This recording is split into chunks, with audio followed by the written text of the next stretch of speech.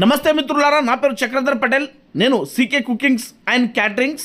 మిత్రులారా, veg and non veg preparing చేస్తుంటాను పెళ్ళిళ్ళలో, ఫంక్షన్లలో. మిత్రులారా, ముందుగా ఎవరైతే మనము ఈ దమ్కా చికెన్, రెడ్ చికెన్ మనము వండుదాం. ఈ లింబా గ్రామంలో ఈరోజైతే నేను పెళ్ళికి వచ్చాను. ఈ పెళ్ళి వంటలలో చికెన్ చేస్తున్నాను. ముందుగా చికెన్కు అక్కడ ఉప్పు వేసుకొని క్లీన్ చేసుకున్న తర్వాత ఒక ఆడ లగన్ తీసుకొని, లగన్లో మంచి నూనె వేసుకొని అల్లం వెల్లుల్లి వేసుకున్న తర్వాత సగం కట్ పీస్ అక్కడ మనకి బటర్ తీసుకోవాలి. బటర్ వేసిన తర్వాత పచ్చిమిరపకాయ, ఆ తర్వాత కలేమాకు, ఎండుమిర్చి వేసుకొని బాగా దాన్ని కలుపుకోవాలి మిత్రులరా. ఆ తర్వాత ఉల్లిగడ్డలు, ఏదైతే మనము 50 కిలోల చికెన్ వండుతున్నామో దానికి సరిపోయే విధంగా ఈ ఎల్లిగడ్డలు వేసుకున్న తర్వాత కొద్దిగా పుదీనా వేసుకోవాలి. పుదీనా వేసుకొని కలుపుకున్న తర్వాత ఉప్పు వేసుకోవాలి. ఉప్పు వేసి దాని తర్వాత పసుపు వేసుకోవాలి. పసుపు వేసుకొని మంచిగా ఏదైతే ఆయిల్లో ఫ్రై అవుతున్నటువంటి మొత్తం ఉందో దాన్ని మంచిగా కలర్ వచ్చే వరకు చేసుకొని చికెన్ వేసుకోవాలి. చికెన్ వేసుకొని బాగా దాన్ని కలుపుకోవాలి మిత్రులారా.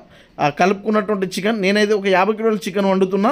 50 కిలోల చికెన్ ఈ లగన్లో వేసుకొని ఈ విధంగా ఏదైతే ఆయిల్ ఉందో ఆయిల్లో బాగా కలుపుకొని దాంట్లో టమాటో పేస్ట్, ఆ తర్వాత అల్లం వెల్లుల్లి పైనుండి కొద్దిగా వేసుకొని మళ్ళీ కలుపుకోవాలి. బాగా కలుపుకున్న తర్వాత మనకు కావాల్సినటువంటి పెరుగు దాంట్లో వేసుకోవాలి.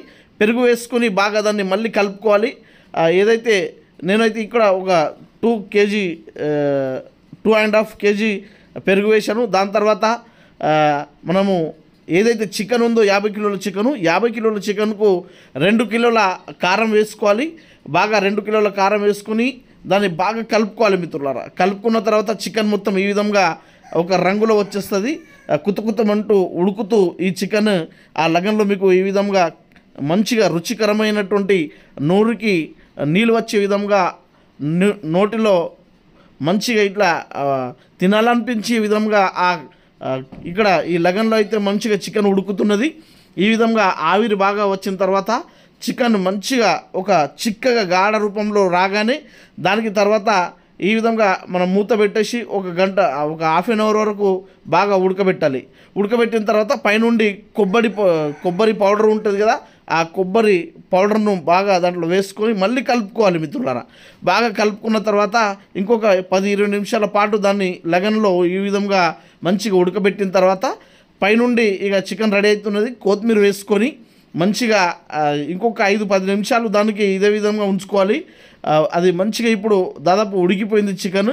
ఇక ఇంటోళ్ళకైతే పిలిచి ఫంక్షన్ వాళ్ళకు టెస్ట్ అయితే చూపిద్దాము.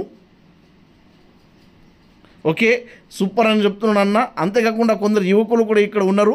ఆ యువకులకు కూడా చికెన్ వాళ్ళు, ఎందుకంటే మంచి రెస్టారెంట్లో తింటారు కాబట్టి ఈ చికెన్ టెస్ట్ వాళ్ళకు కూడా ఒకసారి చూపిద్దాము. తమ్ముడైతే ఓకే అని అన్నాడు. ఓకే, మీరు కూడా తిని చెప్పండి. Okay, right. చికెన్ అయితే బాగా వండినాం. నా వంట నచ్చితే మీ ఫంక్షన్లో కూడా చేయాలనుకుంటే కాల్ చేయండి.